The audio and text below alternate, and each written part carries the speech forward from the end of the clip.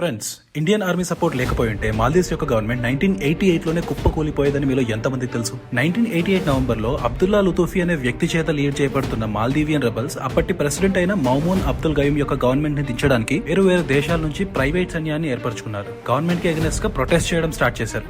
ఇక పరిస్థితులు చేయిజారిపోతున్నాయి అని అర్థమైన అప్పటి ప్రెసిడెంట్ మన ఇండియన్ గవర్నమెంట్ యొక్క సహాయాన్ని కోరారు. దీంతో అప్పటి మన ప్రైమ్ మినిస్టర్ అయిన రాజీవ్ గాంధీ గారు ఆపరేషన్ క్యాక్టస్ ని ఫామ్ చేశారు. మన ఇండియన్ ఎయిర్ ఫోర్స్ ద్వారా ఇండియన్ ఆర్మీని మెరీన్ కమాండో యూనిట్స్ ని మాల్దీవ్స్ కి పంపించారు. మాల్దీవ్స్ లో అడుగుపెట్టిన 24 గంటలకే అక్కడ సిచ్యువేషన్ ని కంట్రోల్ చేసి ఆ రెబల్స్ గ్రూప్ ని మన ఇండియన్ ఆర్మీ అదుపులోకి తీసుకుంది. దీంతో ప్రెసిడెంట్ మౌమూన్ అబ్దుల్ గయూమ్ యొక్క గవర్నమెంట్ పవర్ లో కొనసాగింది. ఈ గొడవలని నార్మల్ అయిన తర్వాత కూడా చాలా రోజులు మన ఇండియన్ ఆర్మీ మాల్దీవ్స్ లోనే ఉండి అక్కడ ఎటువంటి గొడవలు రాకుండా చూసుకుంది. పొరుగు దేశాలకు అవసరం ఉన్న ప్రతిసారి ఇండియా ఎప్పుడు అండగా ఉంటుంది అని అప్పటి నుంచి ఇప్పటి వరకు నిరూపిస్తూనే ఉంది. సో ఫ్రెండ్స్, ఈ వీడియో మీకు నచ్చినట్టయితే లైక్ చేయండి. మరిన్ని ఇన్ఫర్మేటివ్ అండ్ ఇంట్రెస్టింగ్ వీడియోస్ కోసం మన ఛానల్ ని సబ్స్క్రైబ్ చేయండి.